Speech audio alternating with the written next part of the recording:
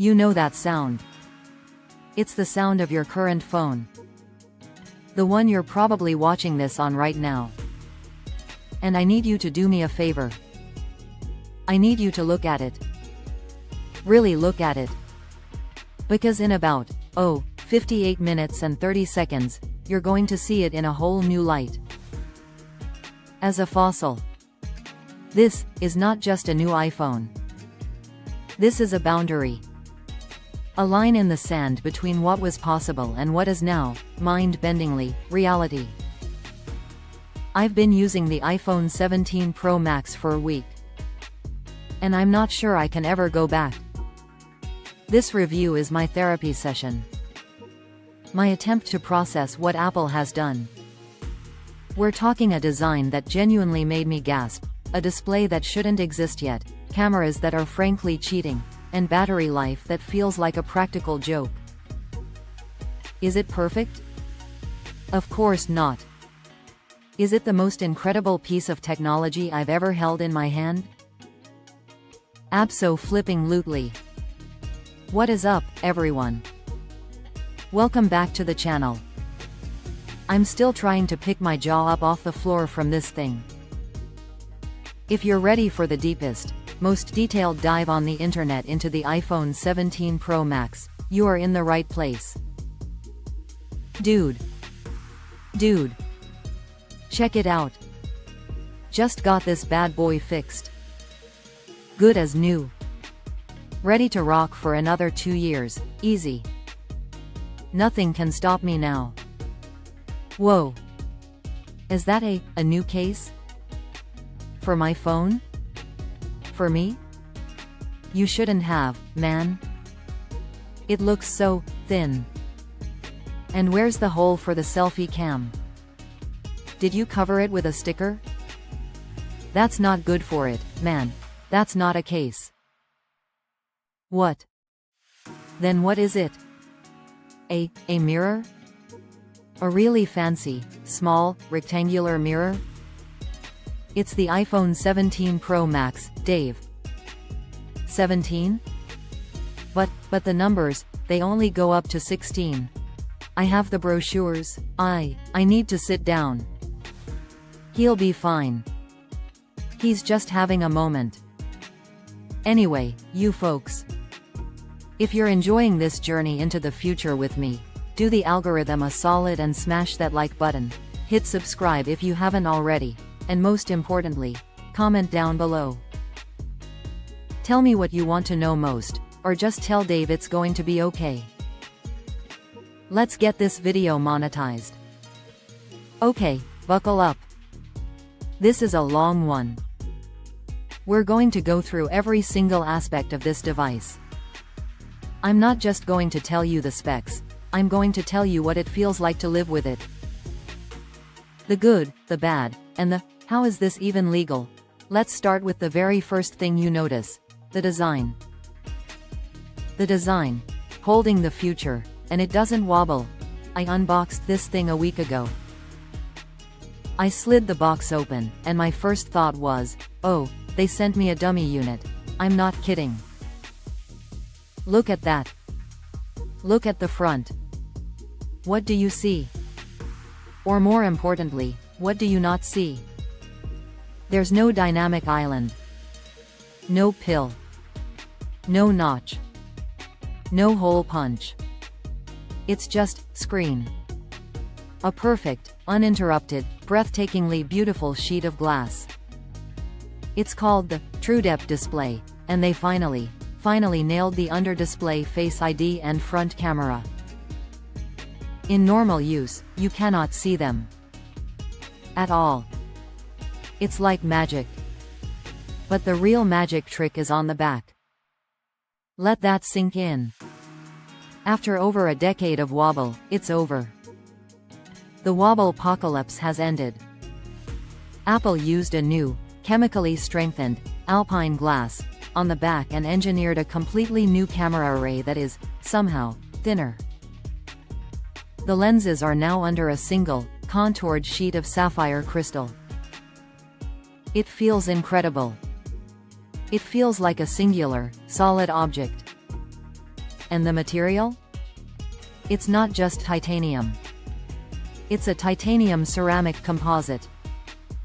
It feels warmer, smoother, and way less slippery than previous models. It's also lighter. Holding this and then picking up my old 15 Pro Max feels like picking up a brick. This is, without a doubt, the most beautifully designed and engineered object I've ever owned. It's a masterpiece. The Promotion XDR display. My eyes are spoiled forever now. That front screen isn't just beautiful because it's uninterrupted. It's the best screen ever put on a phone. Period. Apple is calling it the Promotion XDR display, and it's a 2.5K LTPO OLED panel that gets mind-numbingly bright. I was out hiking at noon, and I could still see every detail of my map. We're talking a peak brightness of 3200 nits. It's literally blinding if you turn it all the way up indoors. But the wildest thing isn't the brightness. It's the refresh rate. This thing can go from a battery-saving 1 Hz all the way up to a silky smooth 240 Hz. 240 Hz. You don't think you'll notice the difference from 120 Hz, but you do. Everything is just instant. Scrolling through social media is like wiping glass. There's zero blur. And for gaming? Oh man, we have to talk about that later. The colors are more accurate, the black levels are somehow blacker, and it has a new anti-reflective coating that actually works. I'm not just watching videos on this thing, I'm getting lost in them. My iPad Pro and my MacBook Pro screens now look mediocre. I've ruined myself. Hey, can you pull up that recipe? The one for the pasta? Shish. Shish. Can't you see? The pixels are sleeping. What? The what? It's a black screen. Exactly. Look at the purity of that black. It's not off, it's resting. It's a void.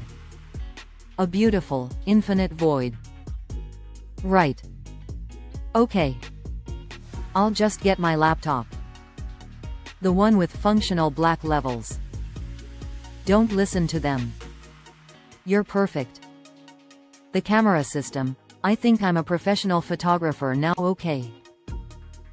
Let's talk about the reason most people buy this phone. The camera. And people, I am not qualified to test this camera. I am a humble tech reviewer. This camera system is for Ansel Adams. For Annie Leibovitz. We've got a new triple lens array. On paper, the megapixels are the SAW 48 megapixels main, a 12 megapixels ultra-wide, and a 12 megapixels telephoto. But that is like saying a Formula 1 car and my Honda Civic both have wheels. The sensors are completely new.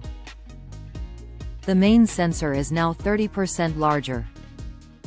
It's a monster. It sucks in light like a black hole. I took this photo in my basement. With the lights off.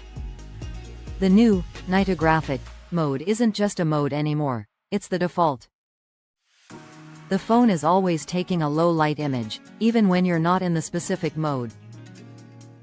The computational photography is just always on. But the real star is the new Tetraprism 5X telephoto lens. It now has sensor shift stabilization and a wider aperture. The zoom is crystal clear up to like 25x. Look at this shot I took of the moon. No, it's not a telescope. It's my phone. It's insane. And the video, oh, the video. 4K 120 FPS across all lenses, 8K 60 FPS on the main. And a new, cinematic mode, that now goes up to 4K and has incredible subject tracking. I filmed my nephew's soccer game, and the focus transitions were smoother than anything I've ever seen. It looks like I had a professional camera operator following me. The front camera, the one under the display? It's fine. In good light, the selfies are great. In low light, there's a very slight softness compared to the main cameras.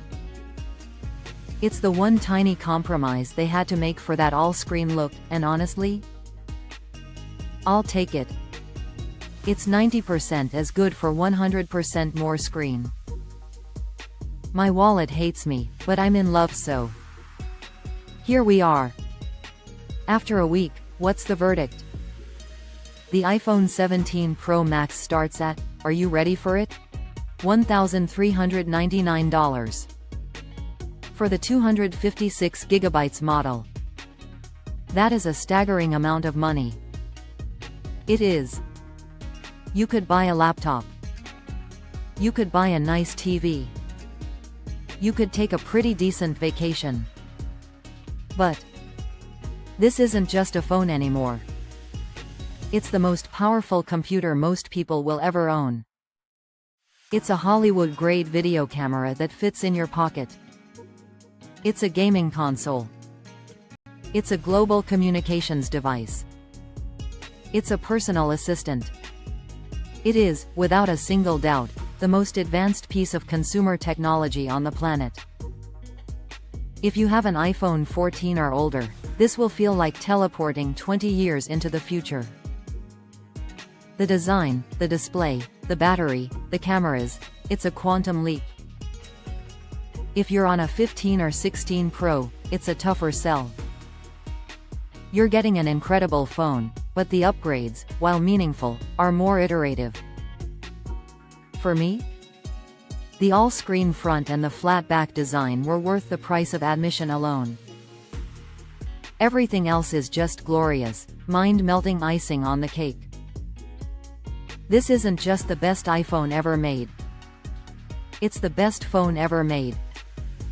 Period. It has, quite literally, changed my expectations for what technology can be. And that's the most incredible thing about it. What do you think? Are you sold? Are you sticking with your current phone? Let me know in the comments below.